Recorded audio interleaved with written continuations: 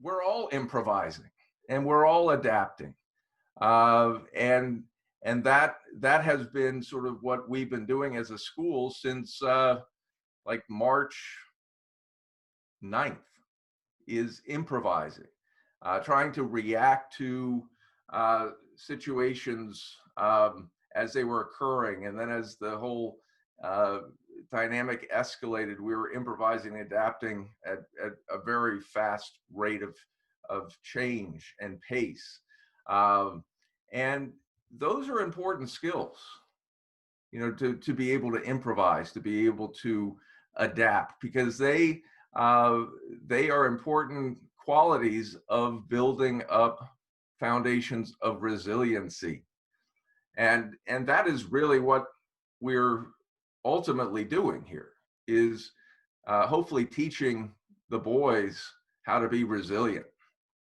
So when we knew that we were going to have to go to remote learning, even for those 2 days that we thought it was going to be just 2 weeks, we had 4 objectives in mind.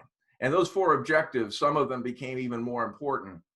They all became more important, quite honestly, when we realized it was not going to be 2 weeks, but it was going to be the entire term.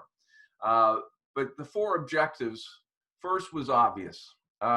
We knew we needed to figure out ways to effectively deliver the instruction of content. And we were going to have to do that in ways that were different for many of us. Number 2, we knew that we had to build in ways to create virtual community. You've read letters that I've written where I've talked about the fact that learning happens best when it happens in community. And the community at Trinity-Pawling is its own agent, own delivery vehicle for learning and growth, just being together. That's why we come to have chapel. That's why we have family style meals. That's why the dormitories are small. That's why it's built. We have advisories and ways to create community. So this virtual community had to be very important to us. Third objective, we knew that this change was going to be create anxiety and stress for many people, for students, for parents, for teachers, and for faculty families.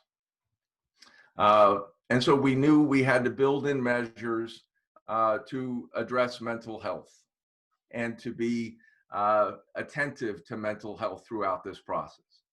And then fourth, and this is its own component, but it really is the sum total of the other 3 too, and that is to build and teach resiliency skills.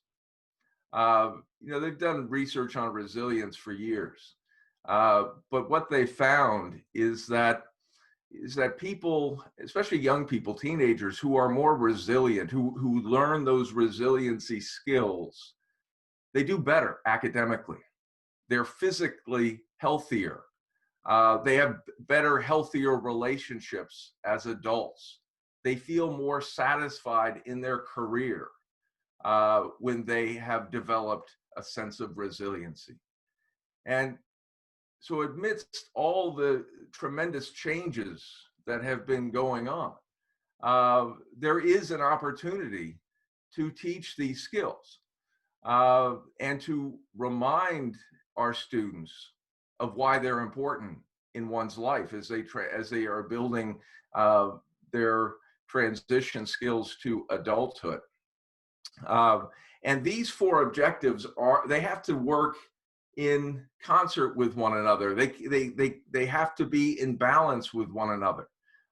If we get too heavy in one area, let's say the instruction of content, if we created a schedule that was like a duplication of our older schedule, our in-person schedule, that's too much when you're trying to do this from a computer screen and you're trying to be attentive to mental health. So we had to scale things back because if one of those gears gets moving at a different pace, then the other gears start to grind.